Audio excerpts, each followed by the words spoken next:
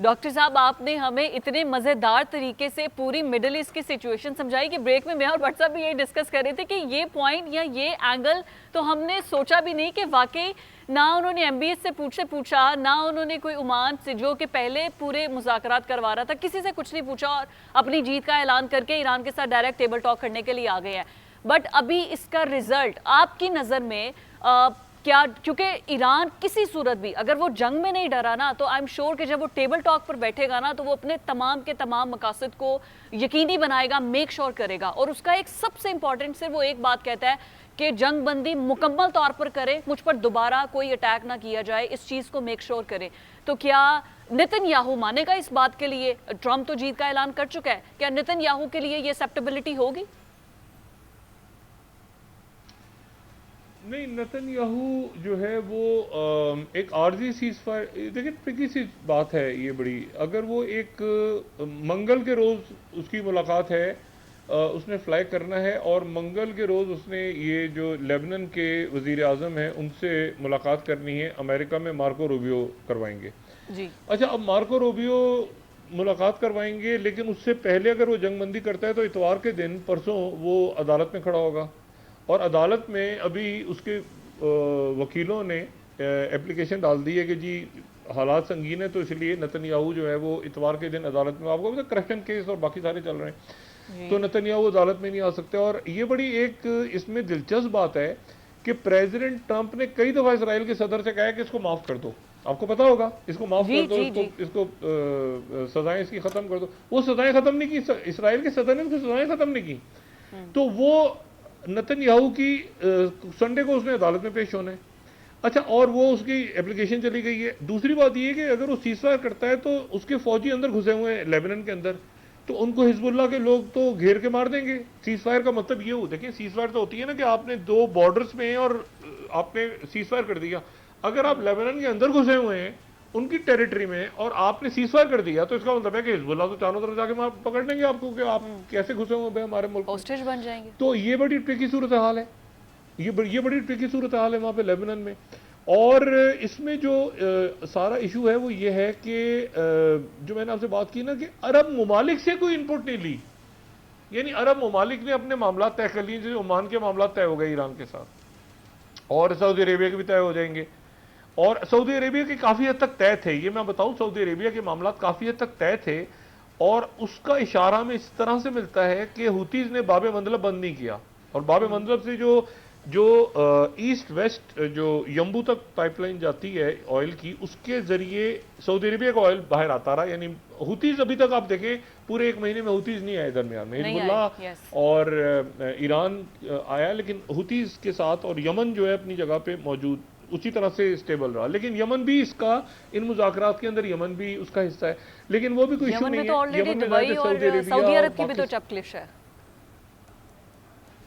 जी जी जी, वो Saudi Arabia, Pakistan, ये जो पहले तय हो चुका था यमन के हवाले से, उसी को अमेरिकन एंडोर्स करेंगे। वो जो सदर्न ट्रांजिशन काउंसिल वगैरह वो सारी फारिग हो गई और उसके साथ ही वो सोमाली लैंड पे जो बन रहा था सिलसिला वो भी सारा फारिग हो गया और ये आईमैक शाइमैक वो भी सारे फारिग हो गए।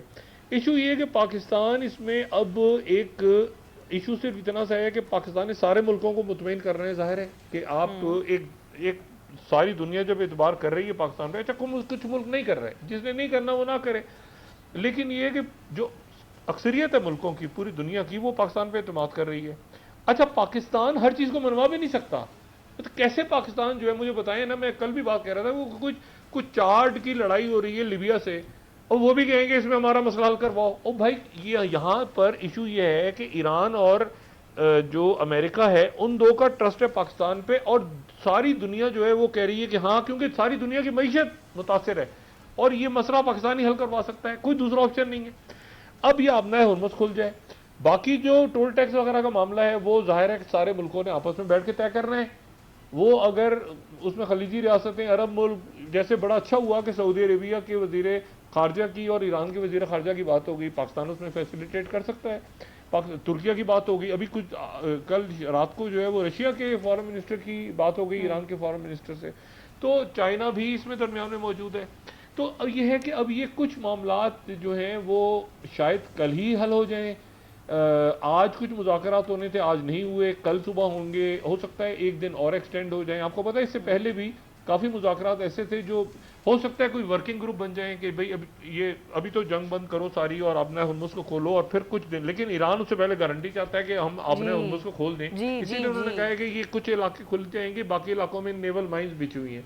जी काबिल एहतराम डॉक्टर साहब, आप फरमा रहे हैं कि आप नाए हरमस की खुलने की बात कर रहे हैं, तो क्या ईरान को अमेरिका ने इजाज़त दे दी है कि आप नाए हरमस से टूल टैक्स लेने की इजाज़त वो देगा या दे दी है? और अगर दे देगा तो गल्फ ममालिक डॉक्टर साहब क्या करेंगे? ओमान के हिस्से में भी मैं समझता हूँ ये पानी आ रहा है, अगर आप दूसरी साइड पे देखेंगे तो साउथ चाइना सी को देखेंगे तो फिर चाइना भी अपने दुश्मन ममालिक जापान और ऑस्ट्रेलिया और दीगर अमरीकी इत्तेहादी जो है उन पर भी टैक्स लगा देगा। डॉक्टर साहब, होने क्या जा रहा है? आप नाए हरमज अगर खुल गई है तो खुलेगी तो क्या टूल टैक्स जो है वो अमेरिका परमिशन देगा ईरान को? आपका तजर्बा क्या है डॉक्टर साहब? ईरान ने 3 कैटेगरी में रखा है मुल्कों को। एक उसने रखा है कि जो हमारे दोस्त मुल्क हैं, जो हमारे इत्तेहादी हैं, उनसे हम पैसा नहीं लेंगे, ये हो गई एक उनकी कैटेगरी।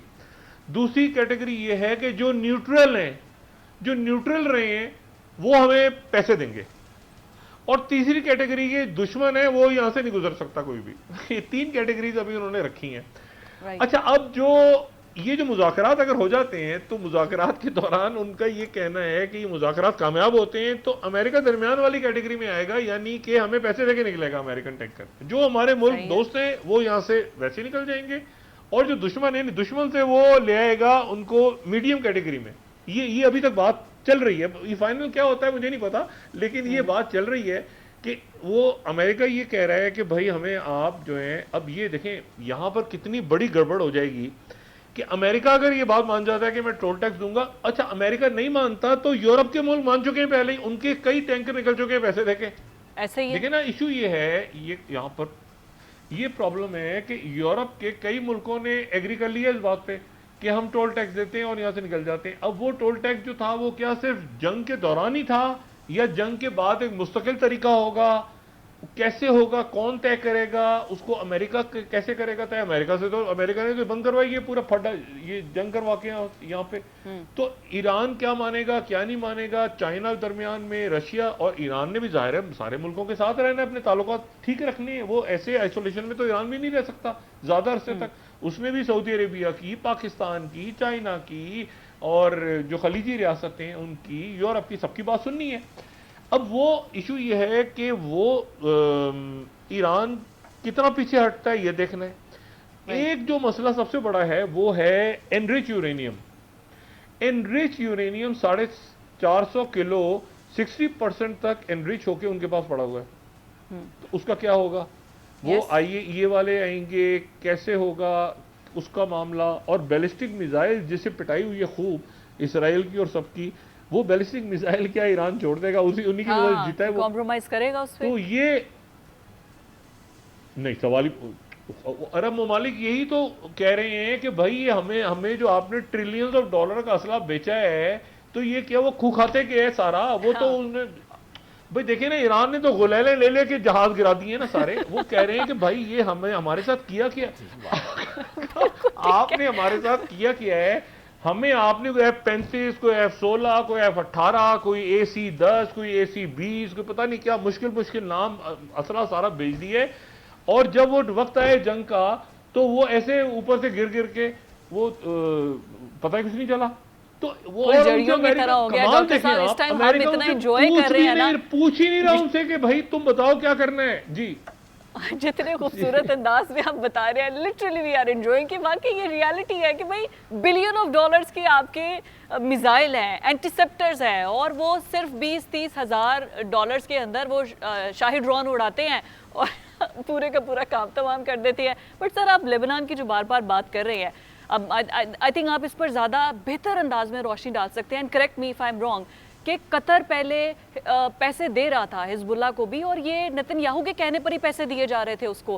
फिर 2020 में रोक दिए, फिर उसने कह के उनके पैसे जो है वो शुरू करवाए थे कि वो पूरे अपनी जो, मतलब कहीं ना कहीं उसने अपने अंगूठे के नीचे रखा हुआ था इन तमाम प्रॉक्सिस को, जिसको ईरान भी सपोर्ट कर रहा है। अभी क्या सिचुएशन जिस तरीके से रिटेलिएट कर रहा है लेबनान के अंदर, पहले भी तो ऐसा हुआ था ना कि जो वजीर खारिजा थे ओमान के, उन्होंने कहा कि मुज़ाकरात 80% हो गए हैं और 26 घंटे के बाद अटैक कर देता है। अभी कौन गारंटी देगा? पाकिस्तान तो सिर्फ टेबल ऑफर कर रहा है, सर गारंटी कौन दे रहा है? अच्छा, हिजबुल्लाह जो है ना, मैं थोड़ा सा आपको हिजबुल्लाह के हवाले से बताऊं। हिजबुल्लाह का कोई बहुत ज़्यादा कतर के साथ हिजबुल्लाह बहुत थ्रू नहीं था। हमास था, हमास के जो लोग सॉरी थे, Hamas, yes, thank you for वो, करेक्टिंग मी, हमास। जी जी। मैं आपको बड़ा एक बुनियादी सा फ़र्क बता दूं। बुनियादी फ़र्क ये है कि हमास या तमाम तकरीबन फ़लस्तीनी, अक्सरियत फ़लस्तीनियों की, ठीक है, वो अहले सुन्नत हैं, यानी वो सुन्नी हैं, ठीक है। हिजबुल्लाह जो है वो उसमें ज़्यादा अहले तशी हैं, मतलब जी। आपको अक्सरियत फ़लस्तीनियों की जो है वो, ये बड़ी इंपॉर्टेंट।